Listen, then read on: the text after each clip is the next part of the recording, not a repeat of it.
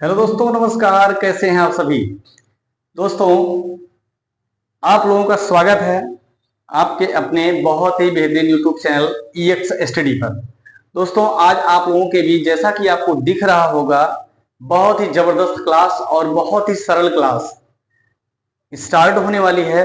मैं आशा करता हूं कि आप लोग बहुत बेहतरीन तरीके से सीखेंगे। और आज उस टॉपिक की शुरुआत हो रही है जिसके बारे में बहुत सारे लोग ये समझ नहीं पाते हमें करना कैसे है। तो आज आप लोगों के बीच जो टॉपिक है आपको दिख रहा होगा, जिसका नाम है प्रत्यय और उपसर्ग। तो चलिए ज्यादा देर ना करते हुए हम स्टार्ट करते हैं आपका बेहतरीन टॉपिक जिसका नाम है प्रत्यय और उपसर्ग। तो सबसे पहले हम जानेंगे प्रत्यय के बारे में। प्रत्यय है क्या?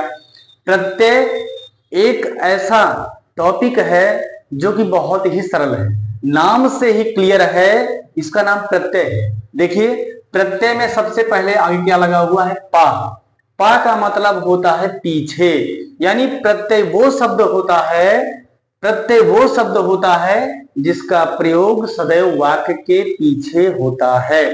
यानी प्रत्यय ऐसे शब्द होते हैं जो कभी भी हमेशा शब्द के पीछे जोड़ करके बनाए जाते हैं। तो हम ये कह सकते हैं कि प्रत्यय वो शब्द होता है जो हमेशा वाक्य में कहां लगता है? पीछे लगता है। तो कहने का मतलब ये है, प्रत्यय का पहला शब्द पा है। वर्णमाला यानी हिंदी के वर्णमाला में पा सबसे पीछे आता है, इसलिए इसमें प्रत्यय का जो हम प्रयोग करेंगे तो ध्यान रखिएगा, प्रत्यय में शब्दों का प्रयोग सदैव पीछे होगा। और उपसर्ग है, उपसर्ग में सबसे पहले आगे क्या लगा हुआ है? छोटा ऊ।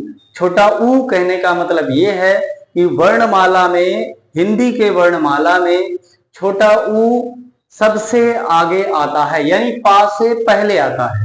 पहले का मतलब ये हुआ कि उपसर्ग का प्रयोग सदैव हम आगे करते हैं। प्रत्यय का प्रयोग पीछे, उपसर्ग का प्रयोग आगे।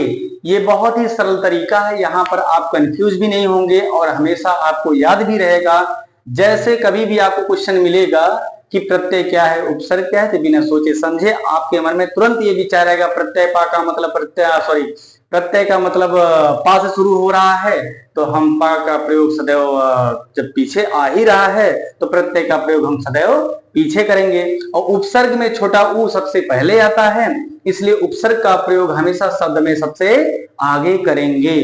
तो हम दो चार उदाहरण से आपको अच्छी तरीके से समझा देंगे, तो आज के बाद आप कभी भी प्रत्यय और उपसर्ग में कंफ्यूज होंगे ही नहीं। ये मेरा वादा है आपसे कि प्रत्यय और उपसर्ग आज के बाद आप कभी कंफ्यूज ही नहीं होंगे कि क्या है प्रत्यय, क्या है उपसर्ग, ये आपकी जबान पर रटा होगा। तो ध्यान रखिएगा, सबसे पहले शुरुआत करते हैं हम प्रत्यय की। तो प्रत्यय का मतलब होता है पा से, प्रत्यय पा से पीछे। तो प्रत्यय का प्रयोग सदैव पीछे करेंगे, अर्थात इन शब्दों का प्रयोग ऐसे वाक्य के को बनाने में प्रयोग करना है जहां पर ये शब्द पीछे आ जाए, ये शब्द पीछे आ जाए। जैसे अब यहां पे सबसे पहला आपका शब्द है आई, यानी ऐसा कोई शब्द बनाए जिसमें अंत में यानी वाक्य शब्द के पीछे जो है क्या आवे? आई आवे। जैसे पढ़ाई, लिखाई, मिठाई, ऐसी बहुत सारी चीजें सब में आई आई आ रहा। पढ़ाई, लिखाई, मिठाई, ऐसे बहुत सारे शब्द। अब उसके बाद से पन है, ऐसा कोई शब्द बताइए जिसके अंत में पन आवे। जैसे बचपन, पचपन, लड़कपन, ऐसे करके आपके शब्द बनेंगे। अब वन का प्रयोग करना है, जैसे उपवन, पवन, हवन, अंत में वन आ रहा सब में। देखो अब यहां से क्लियर हो गया कि प्रत्यय हमेशा पीछे प्रयोग की जाती है। अब वट है, बनावट, लिखावट, और हमारे गांव में, आपके गांव में बहुत ज्यादा फेमस है जिसका नाम है अमावट। बहुत सारे लोग जो पुराने जमाने के लोग हैं वो लोग अमावट बनाते थे। ये आम से बनता है, तो जैसा कि आप लोग जानते होंगे, शायद जानते होंगे, नहीं भी जानते होंगे, तो ये आम से बनता है। आम के जो उससे जो आम का मुख्य तत्व होता है उससे बनता है। आगे है त्वा, इसका मतलब प्रयोग में आना है महत्व, घनत्व, अंत में हमेशा त्वा त्वा आ रहा है।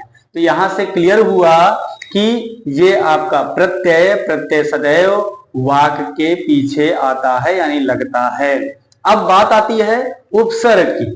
उपसर्ग क्या होता है? उपसर्ग का प्रयोग सदैव वाक्य में आगे लगता है। तो आगे लगने का मतलब ये हुआ कि उपसर्ग ऐसे शब्दों को जोड़ करके बनाया जाता जो आगे जुड़ के बनते हैं।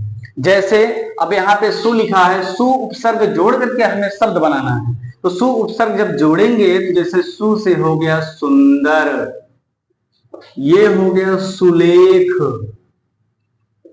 सुलेख, ऐसे प्रकार से। अब उसके बाद अप बनाना है आगे, अप आए पीछे चाहे जो शब्द बने आपका, अपमान, अपवाद, ऐसे।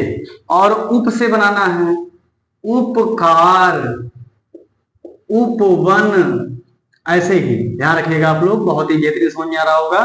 अब आगे है प्रा, प्रा से बनेगा प्रसन्न, प्रश्न, प्रकार, ऐसे। और उसके बाद फिर अभि से बनाइए आगे, अभि आवे अभिमान,